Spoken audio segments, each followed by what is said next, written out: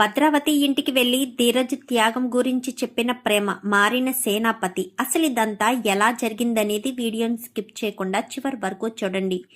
ఇల్లు ఇల్లాలు పిల్లలు అప్కమింగ్ ఎపిసోడ్స్ లో ఏం జరగబోతుందో ముందుగా తెలుసుకోవాలి అనుకుంటే వీడియోని లైక్ చేసి ఛానల్ ని సబ్స్క్రైబ్ చేసుకుని పక్కనే ఉన్న బెల్ సింబల్ లో ఆల్ పై క్లిక్ చేయండి.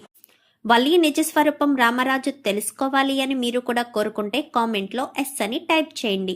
మొత్తం మీద చూసుకున్నట్లయితే గనక ధీరజ్ని పోలీసులు అరెస్ట్ చేస్తారు. మారక ద్రవ్యాల కేసులో అరెస్ట్ చేయడంతో బయటికి రావడానికి అస్సలు కుదరదని కోర్టుకు వెళ్లాల్సిందే అంటూ ఇంకా లాయర్ ద్వారా ఇన్స్పెక్టర్ అయితే చెప్తాడు. చెప్పిన తర్వాత లాయర్ బయటికి వస్తాడు. ఇదంతా ఏమి జరిగిందో ఏంటో, నా కొడుకు ఏ తప్పు చెయ్యలేదు అంటూ ఇంకా రామరాజు బాధపడుతూ ఉండేసరికి ఇదంతా కావాలని చేశారండి, అది మీకు అర్థం కావట్లేదా? లేదంటే ఎప్పుడు ఆ ఏరియాలో పోలీస్ చెకింగ్ ఉండదు, కావాలని అదే ఏరియాలో చాలా ఆటోలు తిరుగుతున్న సమయంలో కూడా కారుని కావాలని ఆపి కారు ఎక్కి మరీ పారిపోయాడు అంటే దాన్ని బట్టి కావాలనే ప్లానింగ్ ప్రకారమే ఇరికించారు అని కూడా అర్థమవుతుంది. అందులో ఈ పోలీస్ హస్తం కూడా ఉండే ఉంటుంది. లేదంటే ఆ కారులోంచి దిగిన వాళ్ళని ఒక్కరిని కూడా పంపించరు ప్యాసింజర్లతో సహా. మరి వాడు అక్కడి నుంచి పారిపోతున్నప్పుడు ఏ కానిస్టేబుల్ చూడలేదా? కావాలనే ధీరజ్ని ఇందులో ఇరికించారు, కోర్టుకు వెళ్లాల్సిందే అంటూ మాట్లాడేసరికి ధీరజ్ని ఇందులో ఎవరు ఇరికించారు, అసలు ఎవరికంత కోపం ఉంది అని ఆలోచించుకుంటూ ఉంటారు. ఈ లోపు ప్రేమ మాత్రం అక్కడ ఉండదు. ఎందుకంటే ధీరజ్ మీద కోపం ఉంది, కక్ష ఉంది. ధీరజ్ని ఏదో ఒకటి చెయ్యాలనుకునేది భద్రావతి సేనాపతియే కాబట్టి క్లియర్గా ప్రేమకు ఆ విషయం తెలుసు కదా. ఎందుకంటే ప్రేమ విషయంలో అలాగే అమూల్య విషయంలో విశ్వ చేసిన పనిని ఇంకా ధీరజ్ ఎత్తి చూపించాడు కదా. వాళ్ళకు అదే కక్ష. విశ్వను జైల్లో పెట్టించాడని ధీరజ్ని ఏదో రకంగా మట్టు పెట్టాలని, వాడి జీవితాన్ని నాశనం చేయాలని భద్రావతి సేనాపతి ఎప్పటికప్పుడు చూస్తూనే ఉన్నారు. ఎందుకంటే ప్రేమ పెళ్ళైనప్పటి నుంచి ప్రేమ చూస్తూనే ఉంది కదా. ధీరజ్ని ఏదో రకంగా కొట్టడం, తిట్టడం, అలాగే ప్రాణాలు తీయడానికి కూడా విశ్వ ఎన్నోసార్లు ప్రయత్నం చేశాడు. వాళ్ళిద్దరి మధ్య ఎన్నోసార్లు గొడవలు కూడా వచ్చాయి. మరి ఇంత గొడవలు ఇంత జరిగిన తర్వాత ధీరజ్ మీద ఇంత పగడ్బందీగా ప్లాన్ చేశారంటే అది భద్రావతి వాళ్ళే అని ప్రేమ గ్రహించి ప్రేమ అక్కడి నుంచి కాస్త సరాసరి భద్రావతి వాళ్ళ ఇంటికి బయలుదేరుతుంది. ఇంకక్కడ ప్రేమ కనిపించకపోవడంతో నర్మదా ఇటు అందరూ కూడా వెతుకుతారు. ఇప్పటి వరకు ప్రేమ ఇక్కడే ఉండాలి కదా, మరి ఇంతలోనే ఎటు వెళ్ళిపోయింది, ఎవరూ చూడలేదు అని మొత్తం అంతా వెతుకుతారు. ఫోన్ చేస్తే ఫోన్ కూడా లిఫ్ట్ చేయదు. ఎందుకంటే ఫోన్ ఆల్రెడీ పోలీస్ స్టేషన్లోనే ఉంది కదా, ఫోన్ ఇక్కడే ఉంది అని లోపల నుంచి కానిస్టేబుల్ వచ్చి చెప్తుంది. చెప్పడంతో ప్రేమ ఎక్కడికి వెళ్ళుంటుంది అనగానే నాకు అంతా అర్థమవుతుంది. ప్రేమ ఖచ్చితంగా మీ అక్క వాళ్ళ ఇంటికే వెళ్ళుంటారు అని అనిపిస్తుంది అత్తయ్య గారు అనేసరికి, ఏంటి వాళ్ళింటికా? వాళ్ళింటికి ప్రేమ ఎందుకు వెళ్తుంది? ఎందుకంటే ధీరజ్ మీద కక్ష ఉన్నది వాళ్ళకే కాబట్టి ధీరజ్ని కావాలనే ఇరికించింది వాళ్ళేనని ప్రేమ అర్థం చేసుకున్నట్టుంది. అందుకే ప్రేమ అక్కడికి వెళ్ళింది అంటూ ఇంకా మాట్లాడడంతో ఇప్పుడు ఏం చేయాలి, పదండి మనం అంతా అక్కడికి వెళ్దామని ఇంకా ధీరజ్కి ధైర్యం చెప్పి, నువ్వు కంగారు పడకు ధీరజ్, ఏదో ఒకటి జరుగుతుంది, నువ్వు దేని గురించి ఆలోచించుకో, అర్థమవుతుందా? అంతా మనం సెట్ చేద్దాము, నువ్వు టెన్షన్ పడకు ధీరజ్ అని చెప్పి మాట్లాడడంతో సరే వదినా అని చెప్పి ఇంకా అక్కడి నుంచి కాస్త నర్మద బయటకు వస్తుంది. బయటకు వచ్చిన తర్వాత పదండి అత్తయ్య అని చెప్పి ఇంకా అక్కడి నుంచి బయలుదేరి వస్తారు. ఇంకా బయలుదేరి రావడంతో ధీరజు అక్కడే ఉన్నాడు కదా. అసలు ప్రేమ ఎక్కడికి వెళ్ళుంటుంది, ప్రేమ వాళ్ళింటికే వెళ్ళుంటుందా, అసలు ఎందుకు ఇది ఎలా చేసి ఉంటుంది అని కంగారు పడుతూ ఉంటాడు ధీరజ్. అయితే ప్రేమకేమీ కాకూడదు, ప్రేమకి ఎలాంటి అపాయం రాకూడదు అని ధీరజ్ కాస్త అనుకుని ఇంకా టెన్షన్ పడుతూ కూర్చుని ఉంటాడు. ఇంకా ప్రేమ సరాసరి వాళ్ళ ఇంటి వైపుకి వెళ్ళి భద్రావతి సేనాపతి అంటూ గట్టిగా బయట నుంచి కేకలు వేస్తూ ఉంటుంది. ఏంటే పేరు పెట్టి పిలుస్తున్నావేంటి? అత్త అత్త అంటూ నా వెనక చెంగు పట్టుకుని తిరిగేదానివి ఏంటి? పేరు పెట్టి పిలిచి అంత గొప్పదానివైపోయావా? అవును, నేను గొప్పదాన్ని అయిపోయాను. మీరింత దిగజారిపోతారని మాత్రం కలలో కూడా అనుకోలేదు. కూతురు కాపురం ఏమైపోతుందా అని ఈ పెద్ద మనిషి, మేనకోడలు కాపురం చెడిపోతుందేమో అని నువ్వు ఆలోచించారు కదా, బాగా ఆలోచించారు కదా. అందుకే నా భర్త మీద ఆ మారక ద్రవ్యాలు కేసు పెట్టి మరీ జైల్లో పెట్టారు కదా. ఇప్పుడు మీకు సంతోషంగా ఉందా? ఇప్పుడు మీకు కడుపు చల్లగా ఉందా అంటూ ఇంకా ప్రేమ మాట్లాడేసరికి ఏంటే ఏమంటున్నావే అని చెప్పాను. కానీ ధీరజ్కి ఎవరైనా శత్రువులున్నారు అంటే అది ఈ ఇంట్లో వాళ్ళేనన్న విషయం నాకు తెలుసు. పగడ్బందీగా ప్లాన్ చేసి మరీ ఇదంతా చేసిందని మీరే తెలుసత్తా. ఎందుకత్తా నా జీవితాన్ని ఎలా నాశనం చెయ్యాలని చూస్తున్నారు? ధీరజు నేను ఎంతో ప్రేమగా ఉన్నాము. మేం ఒకరి కోసం ఒకరు బ్రతుకుతున్నాము. మమ్మల్ని విడదీయాలని, ధీరజ్ని బాధ పెట్టాలని అసలు మీరు అలా ఎలా అనుకుంటారత్తయ్య? కొంచెం అంటే కొంచెం కూడా మీకు మానవత్వం లేదా అంటూ ఇంకా ప్రేమ మాట్లాడడంతో మానవత్వం గురించి నువ్వు మాట్లాడుతున్నావేంటే? కొంచెం అంటే కొంచెం కూడా ప్రేమ లేదా? ఎవరి మీద? నీ మీద ప్రేమ లేకపోవడం ఏంటి? నీ మీదే పంచ ప్రాణాలు పెట్టుకుని బ్రతుకుతున్నాను. నీ పెళ్లి ఘనంగా చెయ్యాలని అన్ని ఏర్పాట్లు చేస్తే తెల్లవారితే పెళ్ళనగా నువ్వు ఆ ధీరజ్ గాడితో వెళ్ళిపోయావు అంటూ ఇంకా భద్రావతి కాస్త మాట్లాడుతూ ఉంటుంది. ఈ లోపు వీళ్ళంతా కూడా అదుగో అత్తయ్య ప్రేమ అక్కడుంది అని చెప్పి ఇంకా గబగబా అందరూ కూడా అక్కడికి వస్తారు. అక్కడికి వచ్చేసరికి ప్రేమ ఇక్కడేం చేస్తున్నావు? నీ గురించి అక్కడ అంతా వెతుకుతూ ఉంటే ఇక్కడికి ఎందుకు వచ్చావు అని నర్మద అంటుంది. చెప్పాలక్క, నిజం చెప్పాలి. నిజం దాచిపెట్టడం వల్ల ఎలాంటి ఉపయోగం లేదు. ఇన్ని రోజులు నిజాన్ని దాచిపెట్టి నేను తప్పు చేశాను. ఇక మీదట తప్పు చేయదలుచుకోలేదు. నా భర్తకు ఎలాంటి ప్రమాదం జరగకుండా చూసుకోవాల్సిన బాధ్యత నాది. మీరంతా ఇన్ని రోజులు నిజం దాచానని, నిజాన్ని దాచిపెట్టడం కోసమని పదే పదే నన్ను చెప్పనివ్వకుండా ఆపేశారు. ఇప్పుడు ఖచ్చితంగా నేను చెప్పి తీరాలి. ఎందుకంటే ధీరజ్కి అనవసరంగా శిక్ష పడుతుంది. ధీరజ్కి అలా శిక్ష పడడం నేను తట్టుకోలేనాక నిజం చెప్పి తీరాలి. ఏంటమ్మా ప్రేమ, ప్రతిసారి ధీరజ్ గొడవ వచ్చిన ప్రతిసారి నిజం చెప్పాలి నిజం చెప్పాలి అంటున్నావు. అసలు ఏంటా నిజం? ఏంటి? ఏ విషయం గురించి దాచిపెడుతున్నారు? ఆ విషయం ఏదో బలమైందయ్యుంటుంది. అదే మనసులో పెట్టుకుని వీళ్ళు నా కొడుకుని జైల్లో పెట్టుంటారు. పెళ్లి అయ్యేంత వరకు కూడా, పెళ్లి కానంత వరకు కూడా నా కొడుకు ఎంతో హ్యాపీగా ఉండేవాడు. నిన్ను ఎప్పుడైతే పెళ్లి చేసుకున్నాడో బరువు బాధ్యతలతో ఉంటున్నాడని సంబరపడాలో లేక ఇలా ఇబ్బందులు పడుతున్నాడని బాధపడాలో అర్థం కావట్లేదు అనగాని మామయ్య ఏమంటున్నారు? వాళ్ళ పెళ్లిని మీరు కూడా తప్పు పడుతున్నారా? ఒకరంటే ఒకరికి చాలా ఇష్టం మామయ్య అంటూ నర్మద చెప్పేసరికి ఇష్టమే కాదనడం లేదు. ఇప్పుడు ఏం జరుగుతుందో చూస్తున్నావు కదా నర్మద, ఏమవుతుందో చూసావా? నా కొడుకు జైల్లో ఉన్నాడు, అది ఒక మారక ద్రవ్యాల కేసులో. అసలు తాగుడు జోలికి కూడా పోని నా కొడుకు మారక ద్రవ్యాల కేసులో జైల్లో ఉండడం ఏంటి? అంటే అదంతా వీళ్ళు ప్లాన్ చేశారు కదా. ప్లాన్ ప్రకారమే కదా ఇదంతా జరుగుతుంది. మరి నా కొడుకుకి ఇంత ఇబ్బంది కలుగుతున్నప్పుడు నేను చూస్తూ ఎలా ఉంటాను? ఈ ప్రేమ వాడి జీవితంలోకి వచ్చినప్పటి నుంచి కూడా వాడికి ఎన్నో కష్టాలు, ఎన్నో బాధలు వస్తున్నాయి అని చెప్పి ఇంకా మాట్లాడేసరికి చూసారా నాన్న ఎంత బాగుందో చూసారా? నా జీవితం ఏ పక్కకి వెళ్ళిందో చూసారా? అవునే, అలాంటి వాడితో నువ్వెందుకే ఉండడం? వాడు అందరినీ మోసం చేసి నిన్ను వెళ్ళిపోయాడు. అలాంటి వాడితో ఉండడం అనవసరం. నువ్వు వాడితో ఉండొద్దు. వచ్చేసేవే, వాడికి విడాకులు ఇచ్చేసే, మన ఇంటికి వచ్చేసే అంటూ మాట్లాడడంతో మీకేమన్నా పిచ్చి పట్టిందా? ఎంతసేపు వాడితో లేచిపోయాను అంటున్నావు? వాడు మంచివాడు కాదు, మోసగాడు అంటున్నారు. బంగారం కోసం డబ్బుల కోసం వాడు నన్ను పెళ్లి చేసుకున్నాడు అంటున్నారు. వాడు బంగారం కోసం డబ్బుల కోసం పెళ్లి చేసుకున్నాడని మీతో ఎప్పుడైనా చెప్పానా? అసలు వాడు నన్ను ప్రేమిస్తే కదా నేను వాడిని పెళ్లి చేసుకోవడానికి, పెళ్లి పెట్టల మించి పారిపోయి రావడానికి. నేను ప్రేమించింది వాడిని కాదు, నేను ప్రేమించింది మరొకడిని. వాడితోనే నేను ఇంటిలోంచి బంగారం డబ్బు తీసుకుని వచ్చేసాను. వాడు నా జీవితాన్ని నిలబెట్టాడు. అసలు ధీరజ్ ఎవడో తెలుసా? ధీరజ్ ఎలాంటి వాడో తెలుసా? ఎలాంటి పరిస్థితిలో నీ మేనకోడలి మెడలో తాళి కట్టాడో తెలుసా? దిక్కుతోచని స్థితిలో నీ మేనకోడల్ని వేరే వాళ్ళకి అమ్మేస్తే వాళ్ళ దగ్గర నుంచి కాపాడడం కోసం అలాంటి పరిస్థితిలో అత్త చెప్పిందన్న ఒకే ఒక్క కారణం చేత ధీరజ్ నా మెడలో తాళి కట్టాడు. తన తండ్రికి ఇచ్చిన మాటను కూడా తప్పి ధీరజ్ నా మెడలో తాళి కట్టాడు. నన్ను ప్రేమించి ధీరజ్ పెళ్లి చేసుకోలేదు. మీ డబ్బు కోసం, మీ నగల కోసం ఆశపడి పెళ్లి చేసుకోలేదు.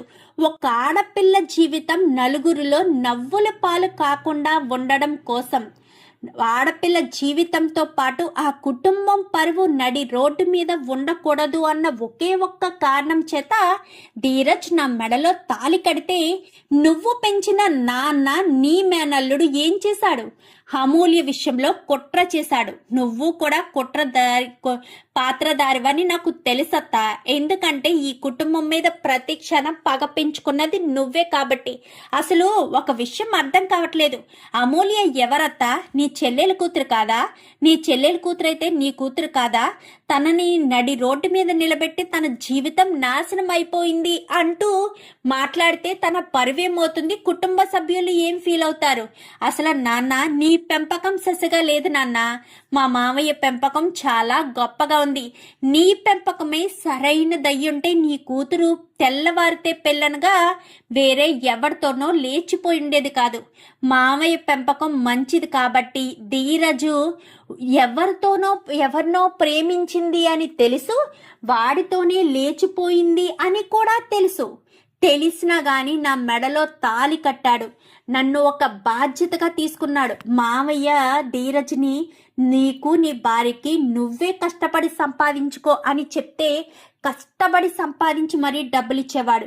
అంతకు ముందు వరకు వాడికి ఏ బాధ్యత లేదు. హ్యాపీగా జల్సాగా తిరిగేవాడు, చదువుకునేవాడు.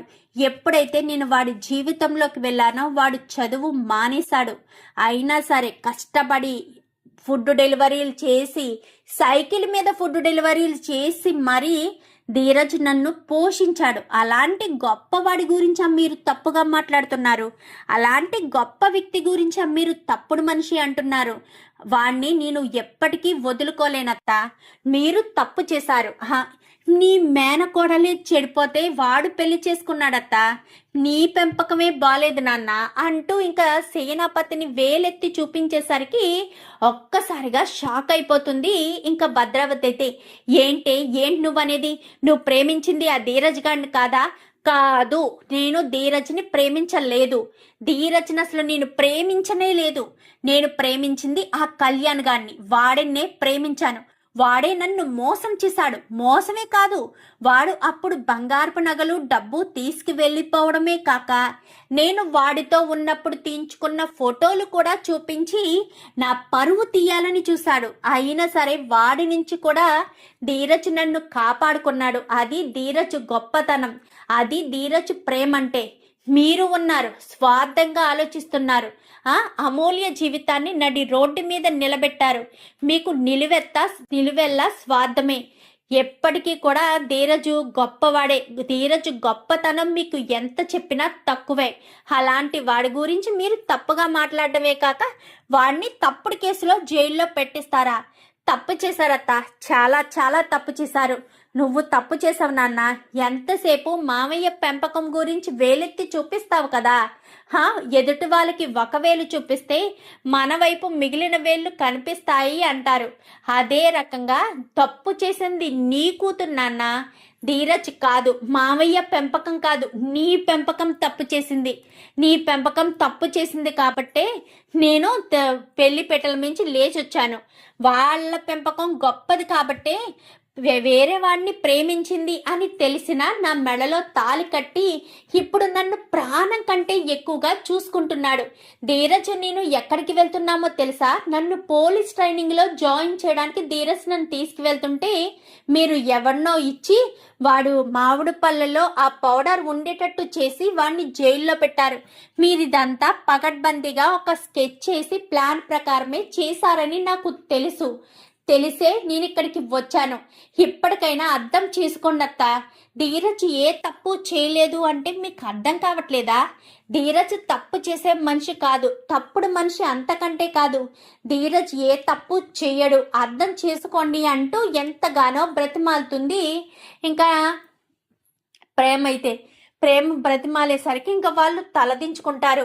అర్థం చేసుకోవడం ఏంటమ్మా, వాళ్ళ తప్పును కూడా వాళ్ళు తెలుసుకున్నారు అంటూ మాట్లాడేసరికి వెంటనే చెల్లిలే కదా దగ్గరుండి పెళ్లి చేసింది, చెల్లమ్మ అంటూ బుజ్జమ్మ అని చేతులు పట్టుకుంటుంది అక్క. అయితే నన్ను క్షమించు చెల్లి అని చెప్పనేసరికి నేనెందుకు అక్క క్షమించడం, తప్పు చేశారు మీరే కదా, వెళ్ళి మీరు చేసిన తప్పును సరిదిద్దుకోండి. నా కొడుకు నీ కొడుకు కాదు అనుకున్నావు, అందుకే కదా వాడిని జైల్లో పెట్టించావు. ప్రేమను మాత్రం నా మేనకోడలే అనుకున్నానక్క. అందుకే ఆ రోజు ప్రేమ స్థితిలో ఉంటే నా భర్తకు కూడా ఒక్క మాట చెప్పలేదు. ఈ రోజు వరకు నా భర్తకు కూడా తెలియదు నేను ఇలాంటి పెళ్లి చేశానని.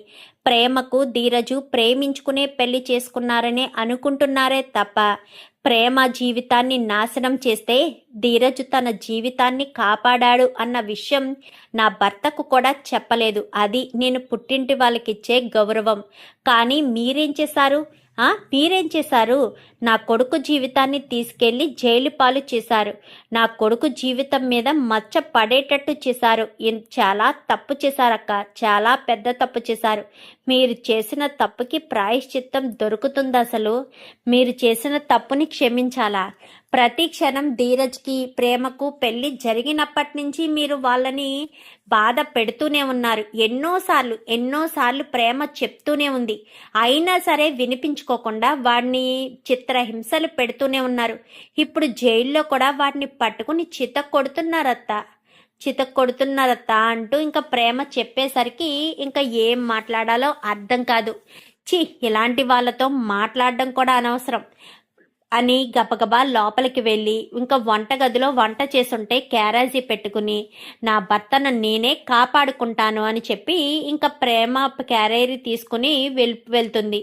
వెళ్ళేసరికి ఇంకా వీళ్ళు మీలాంటి వాళ్ళు ప్రేమ కన్న తల్లిదండ్రులని చెప్పుకోవడానికే సిగ్గుచేటుగా ఉంది, మీరు మాత్రం ఎప్పటికీ మారరు అంటూ ఇంకా నర్మద చాలా కోపంగా చెప్పేసి అందరూ అక్కడి నుంచి వెళ్ళిపోతారు. ప్రేమ కాస్త క్యారియర్ పెట్టుకుని వెళ్ళిపోతుంది స్టేషన్ దగ్గరికి. వెళ్ళడంతో లోపలికి వెళ్తానని పర్మిషన్ అడిగి మరి లోపల కూర్చోబెట్టి ఇంకా ఎంతో ప్రేమగా అయితే భోజనం తినిపిస్తూ ఉంటుంది. ఇదంతా నా వల్లే కదా, నన్ను పెళ్లి చేసుకోవడం వల్లే కదా మా వాళ్ళు నీ మీద ఎంత కక్ష పెంచుకున్నారు, లేదంటే ఇంత కక్ష పెంచుకునేవారు కాదు కదా అంటూ ఇంక ఎంతగానో బాధపడుతూ ఉండేసరికి నీకు అలాగే ఉంటుంది. అంతే కదా, ఎప్పుడూ అంతే, ఎదుటి వాళ్ళు బాధపడుతూ ఉంటే మీరు సంతోషంగా ఉంటారు. సరే అని ఇంకా వీళ్ళు మాట్లాడుకుంటారు. ఇంకా అక్కడ స్టేషన్లో వాళ్ళైతే ఇంకా భోజనం తినిపిస్తూ నా వల్ల నీకు ఎన్ని కష్టాలు వచ్చారా, ఇదంతా నా వల్లే కదా అంటూ ఇంకా ఎంతగానో ఏడుస్తుంది ప్రేమ. నువ్వు ఏడవద్దు ప్రేమ, ఎందుకు అంత బాధపడతావు? నువ్వు బాధపడితే నేను తట్టుకోలేను, నువ్వు బాధపడుతుంటే నేను చూస్తూ ఊరుకోలేను. నువ్వు ఎప్పటికీ కూడా బాధపడద్దు దయచేసి, నేను ఎప్పటికీ నీ నుంచి నిన్ను దూరం చేసుకోలేను. నువ్వు బాధపడుతూ ఉంటే నేను చూస్తూ ఉండలేను అంటూ ధీరజ్ కాస్త ప్రేమకు కూడా భోజనం తినిపిస్తాడు. ఇద్దరికిద్దరు తినిపించుకున్న తర్వాత ఇంకా ప్రేమ చాలాసేపు అక్కడే ఉండిపోతుంది. అక్కడే ఉండిపోయేసరికి చందు వస్తాడు. అమ్మ ప్రేమ అంటూ వస్తాడు. బావా అని చెప్పాను కానీ పదమ్మ ఇంటికి వెళ్దాము. ధీరజ్ నొక్కడిని అని చెప్పాను కానీ వాడు సెల్లో ఉన్నాడు కదా, వాడిని విడిపించరు. రేపు కోర్టుకు వెళ్ళిన తర్వాత అప్పుడు చూద్దాం, ముందు మనం పద ఇంటికి వెళ్తాం. ఇంత రాత్రిపూట వరకు ఇలా బయట ఉండడం అంత మంచిది కాదు అంటూ మాట్లాడేసరికి సరేనని ఇంకా వీళ్ళు ఇంటికి వచ్చేసరికి ఇంకా ఇన్స్పెక్టర్కి ఫోన్ చేస్తుంది భద్రావతి. ఫోన్ చేసేసరికి కేసు వదిలేసేయండి అనగానే అలా ఎలా వదిలేస్తామండి, మేము ఎఫ్ఐఆర్ ఫైల్ చేసాము, కోర్టుకు వేయాల్సిందే, ఏం మాట్లాడుతున్నారు, అలా ఎలా వదిలేస్తామేంటి, కేసు పెట్టించింది మేము కదా, కేసు పెట్టించింది మీరైనా కేసు బిగుసుకుంది మీరు చేసిన పని వల్ల, అందుకే ఖచ్చితంగా ఇంకా అబ్బాయిని జైలుకి పంపించడం తప్ప వేరే ఆప్షన్ లేదు అనగాని ఏంటి ఇన్స్పెక్టర్ ఏం మాట్లాడుతున్నావు, ఏం మాట్లాడుతున్నావు, తను నా కొడుకు అనగానే అవన్నీ ముందు చూసుకోవాలి సార్. ముందు చూసుకోవడం మానేసి ఇప్పుడు మమ్మల్ని అంటే మేమేం చేస్తాము? ఎఫ్ఐఆర్ అది రిజిస్టర్ అయిన తర్వాత ఇప్పుడు మేమేమీ చేయలేము అంటూ మాట్లాడడంతో ఇదేంటక్క ఇలా జరిగింది అని చెప్పాను. కానీ ముందు వాళ్ళని క్షమించమని అడిగి కోర్టులోనే మనం సమాధానం చెప్పుకుందామని అందరూ కూడా కోర్టు దగ్గరికి వెళ్తారు. ఇంకా కోర్టు దగ్గరికి వెళ్ళిన తర్వాత ప్రేమ అయితే ధీరజ్ను పట్టుకుని ఏడుస్తూ ఉంటుంది. నువ్వేం బాధపడకు ప్రేమ, న్యాయమే గెలుస్తుంది, నువ్వు బాధపడకు అంటూ మాట్లాడడంతో ఇంకా కోర్టుకి కేసు వెళ్ళిన తర్వాత ఇతను మారక ద్రవ్యాలు అనేసరికి జడ్జి గారు అంటూ భద్రావతి వీళ్ళు వస్తారు. క్షమించండి మధ్యలో వచ్చినందుకు, తను ఏ తప్పు చేయలేదు, ఎందుకంటే ఆ బాక్సులు పెట్టించింది వీడే అంటూ వాడిని కాస్త తీసుకొచ్చి వీడే పెట్టాడు బాక్సులు అనగానే నువ్వెందుకు చేసావు ఈ పని, ఇదిగోండి సార్ సాక్ష్యం అని చెప్పి అక్కడ సీసీ ఫుటేజ్ ఉంటే సీసీ ఫుటేజ్ని చూపిస్తుంది భద్రావతి. ఇంకా వాడిని తీసుకెళ్లి జైల్లో పెడతారు. జైల్లో పెట్టడంతో ఇంకా ధీరజ్ నిర్దోషి అని విడుదల చేయిస్తారు. ఇంకా బయటకు వచ్చి ధీరజ్ని పట్టుకుని ఎంతగానో ఏడుస్తూ ఉంటుంది. నాకేం కాలేదు కదా, నేను క్షేమంగానే తిరిగి వచ్చేసాను కదా, ఎందుకు మీరంతా అంత టెన్షన్ పడతారు, ఎందుకు అంతలా బాధపడతారు అని చెప్పి మాట్లాడేసరికి మేము బాధపడకుండా ఎలా ఉంటాము, టెన్షన్ పడకుండా ఎలా ఉంటాము, ధీరజ్ ఎప్పుడెప్పుడు బయటకు వస్తాడా అని ఎదురు చూసాము. మీరు చేసిన పని వల్ల ధీరజ్ వచ్చాడు అనగాని నేనేం చేశాను అసలు అనగాని అదేంటి మీరే కదా ఇదంతా చేసింది అని చెప్పాను. కానీ ఏం చేశాను నేను అని చెప్పాను. కానీ వాడిని తీసుకొచ్చింది వాళ్ళే, కానీ తీసుకొచ్చేటట్టు చేసింది నువ్వే కదా. నోనో, నేనెవరిని ఏమీ చేయలేదు, వాళ్ళంతట వాళ్ళే మారుంటారు అంతే, అంతకు మించి నాకేమీ తెలీదు. ఇంకా భద్రావతి వాళ్ళు అందరూ కూడా ఇంటికి వచ్చేస్తారు. వీళ్ళు కూడా ఇంటికి వచ్చేస్తారు. రావడంతో రామరాజు అని సేనాపతి పిలిచి, నన్ను క్షమించు రామరాజు, నీ పట్ల చాలా తప్పులు చేశాను, ఎన్నో ద్రోహాలు చేశాను, నన్ను క్షమించు, ఇంకా నిన్ను ఇబ్బంది పెట్టను, దయచేసి నన్ను క్షమించు అంటూ ఇంకా మాట్లాడేసరికి క్షమించాల్సింది నేను కాదు నా కొడుకు అంటూ మాట్లాడడంతో అల్లుడు అంటూ అప్పుడు పిలుస్తాడు. అల్లుడు అని పిలిచి ఇంకా దయచేసి నా మీద కోపం పెంచుకోవద్దు, ఎవరి మీద ఎవరు కోపం పెంచుకున్నారు, మీ మీద మా మీదే మీరు కోపం పెంచుకున్నారు అంటూ మాట్లాడేసరికి ఇదిగోండి అని ఇంకొకటి రామరాజుని క్షమాపణ అడుగుతాడు. ఇంకా ధీరజ్ అయితే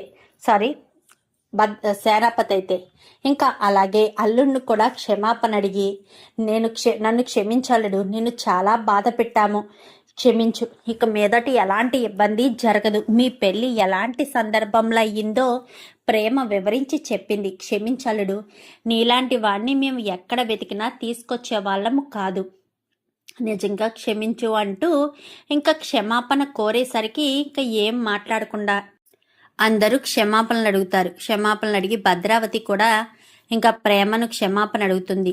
ఎందుకత్త, జరిగిపోయాయి కదా, నా భర్తకు జరగాల్సిన అవమానాలన్నీ జరిగాయి కదా, క్షమించమ్మా, నాకు తెలియకే కదా ఇదంతా జరిగింది, తెలిస్తే ఇలా జరగనిచ్చేదాన్ని కాదు కదా అంటూ ఇంకా భద్రావతి క్షమాపణ అడగడంతో ఇంకా రెండు కుటుంబాలు కూడా ఒకటవ్వడానికి అన్నీ కూడా అంటే అందరూ క్షమించమని అడగడం, అందరూ క్షమాపణ అడగడం, ధీరజ్ కూడా విడుదలై రావడం, ఇంకా విశ్వతో కూడా అమూల్యకు సారీ చెప్పిస్తాడు.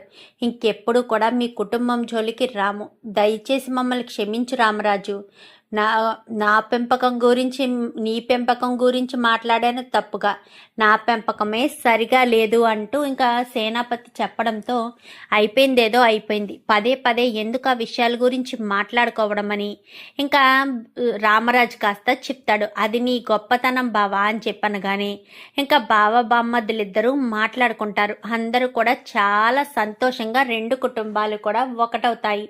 చూద్దాం మరి రాబోయే ఎపిసోడ్స్లో ఇలాగే ప్రేమ తెగించి నిజం చెప్తే రామరాజు కుటుంబాలు రెండు ఒకటవ్వాలని మీరు కూడా కోరుకుంటే వీడియో నచ్చితే లైక్ చేసి ఛానల్ని సబ్స్క్రైబ్ చేసుకుని పక్కనే ఉన్న బెల్ సింబల్లో ఆల్ పై క్లిక్ చేయండి. ఎలా చేయడం వల్ల మేం పెట్టే ప్రతి వీడియో కూడా నోటిఫికేషన్ రూపంలో ముందుగా చూడగలుగుతారు.